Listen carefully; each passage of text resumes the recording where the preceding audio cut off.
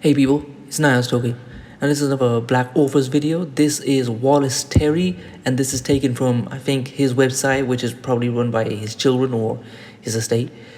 So, Wallace Terry was an award-winning journalist, news commentator, and best-selling author, distinguished for his coverage of the Vietnam War and the Civil Rights Movement. Wallace Terry was recognized as a leading authority on the black experience in Vietnam. His internationally acclaimed book, Bloods: An Oral History of the Vietnam War by Black Veterans, was named one of the 5 best non-fiction books of the year by Time magazine and nominated for the Pulitzer Prize. Terry's career as a journalist and war correspondent was featured in 3 BBC television documentaries: The Camera at War, Muhammad Ali and Divided We Stand, Race in the Media. He wrote and narrated the PBS Frontline documentary The Bloods of Nam, and in 1995, Disney Studios released the Hughes Brothers film Dead Presidents, based on a chapter from Bloods. Bloods, published in 1984, was named Best Book of the Year by the Baltimore Sun, a notable book by the New York Times, honored by 52 cities and states, and by U.S. Congress and Vietnam Veterans of America. Adaptations of Bloods have won the NAACP Hollywood Image Award, the Gold Cindy, and a National Emmy nomination. Terry's one-man show, Bloods: An Evening with Wallace Terry, was performed at more than 200 colleges and universities. In 1987, Terry was named Entertainer of the Year by the National Association of Campus Activities. Bloods continues to be required reading at colleges and universities across the country. Terry's second book, Missing Pages: Black Journalists of Modern America and Oral History, was published posthumously in 2007. Missing Pages is a collection of 19 interviews with black men and women who are pioneers in journalism. The stories they covered were some of the most important in the 20th century, and many at great danger to their lives. Hang on a second, I need to make this a bit bigger.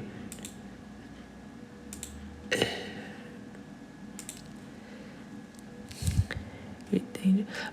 Chuck Stone's toes froze in fear when he found himself as a go-between and negotiator for prison officials and inmates during a prison uprising. Hank Brown had his camera focused on President Ronald Reagan at the exact moment he was shot. A white pistol-packing sheriff told Jimmy Hicks he had to sit at the Jim Crow table during the murder trial of Emmett Till. When Karen Dewitt arrived at a small rural town in Arkansas to cover the mood of America, she discovered she was the only black person in the town.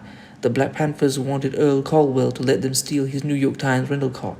These are riveting accounts of war and death, loyalty and betrayal, encounters with racism and sexism, and of incredible experiences that are artfully and honestly told by some of the best in the business. Terry wrote and narrated the only documentary recording from the battlefields of Vietnam, Guess Who's Coming Home? Black Fighting Men Recorded Live in Vietnam, released in 1972. Guess Who's Coming Home was released in 2006. In a pioneering career that began with an invitation to join the Washington Post when he was only 19, Terry was a reporter, a Washington-based correspondent, radio and television commentator, lecturer, university professor, advertising executive, ordained minister, and advisor to the Air Force, Marine Corps, and Veterans Administration. As a reporter and war correspondent, Terry's scoops landed his photograph on the front page of the New York Times and his stories across the page of the Washington Post and Time magazine. As a news analyst, he appeared on Meet the Press, Face the Nation, CBS Evening News, the BBC, and Gronsky & Co. He was a guest on The Today Show, CNN, C-SPAN, The Larry King Show, Good Morning America, and Soul Train. His news commentaries were heard on CBS Radio Spectrum, Mutual Broadcasting, National Public Radio, Voice of America, Black Entertainment Television, and WUSA TV and W-Top Radio in Washington. Terry originated an op-ed page of USA Today and was contributing editor at Parade. At Time, Terry had exclusive interviews with Adlai Stevenson, Martin Luther King Jr., Lyndon Johnson, Jimmy Hoffa, Malcolm X, Adam Clayton Powell, Medgar Evers, and Bobby Seale. As a member of the founding staff of USA Today, he interviewed Jimmy Carter, Edward Teller, Mariam Wright Edelman, Jerry Falwell, and John Lewis. At Parade, he wrote profiles that included Dick Clark, Morgan Freeman, Gregory Hines, Christopher Walken, Stevie Wonder, Don Johnson, and James Earl Jones. In 1991, he received the Medal of Honor for distinguished contributions to journalism from the University of Missouri. In 1992, he became the first J. Saunders Reading Visiting Fellow at Brown University and was named Saigon Failer Lecturer of the John Saigon Failer Chair of Excellence in First Amendment Studies at Middle Tennessee State University. In 1993, he was named Class of 1939 Artist in Residence at the College of William & Mary. He taught Eyewitness to the 60s, Malcolm X, Martin Luther King, Lyndon Johnson, and the Vietnam War based upon his career. In the year 2000, Terry originated and organized Rendezvous with War, a national symposium commemorating the 25th anniversary of the end of the Vietnam War. The conference was sponsored by Vietnam Veterans of America and the College of William and Mary, bringing together the first time many of the most renowned journalists who covered the war. Also in 2000, Terry and his son David, a New York-based artist, combined their work in an exhibition called The Way We Wore.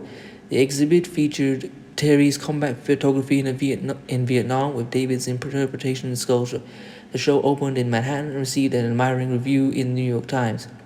Terry was born on April 21st, 1938 in New York City and raised in Indianapolis.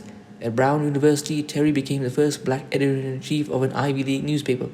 It was there he snagged his first national story when a photograph of him shaking hands during an interview with the segregationist governor of Arkansas was published on the front page of the New York Times and newspapers around the world.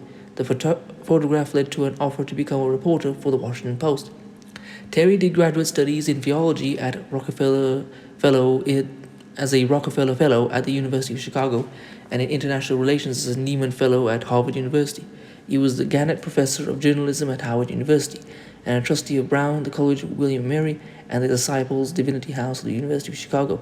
He belonged to Phi Beta Kappa, the Omega Psi Phi fraternity, and was an ordained minister in the Disciples of Christ Church.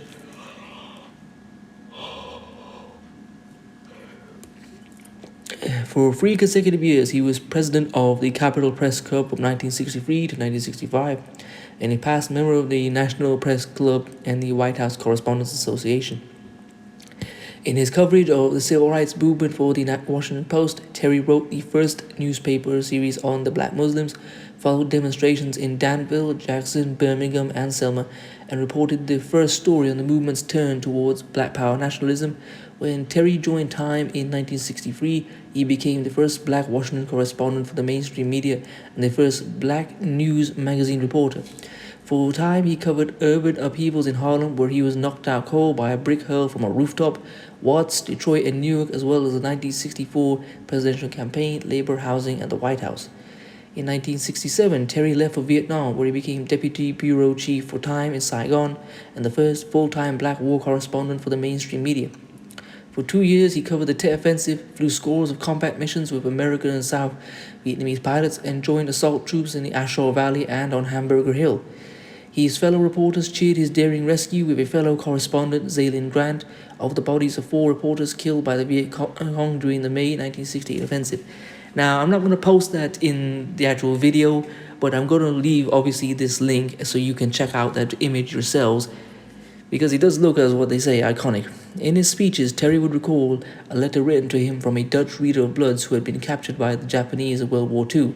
When a white man sees himself in the experience of a black man, then I had done what I had always wanted to do as a journalist, to make America understand there is nothing about the black experience that is not first and foremost human and universal. If we can understand that, we can live with each other in a much better way. After his tour in Vietnam, Terry was appointed as the first Frederick Douglass Professor of Journalism at Howard University. He helped place many of his students in major news organizations. He also helped numerous young black men and women find scholarships to colleges and universities, and he was a tireless and devoted advocate for all veterans of the Vietnam War, serving on numerous national boards and committees which addressed veterans' issues. Terry died on May 29, 2003 of Wegener's granulomatosis, a rare vascular disease which strikes about 1 in a million people. He is survived by his wife of 40 years, Janice Terry Nee Jessup, who was his researcher and editor during his career, and their 3 children, Ty, Lisa, and David, and 2 grandchildren, Noah and Sophia Marcus. I hope you've enjoyed this video. I'm going to leave this website in the description so you can read it. There's other sections on here, like publications inside Vietnam, anyway, and the home you can look at. So please comment, rate, share, and subscribe. If you want to support this channel, leave my cash up. If you want to follow me on Instagram, I'll leave that there. If you want to buy one of my t-shirts, I'll leave that there. Peace.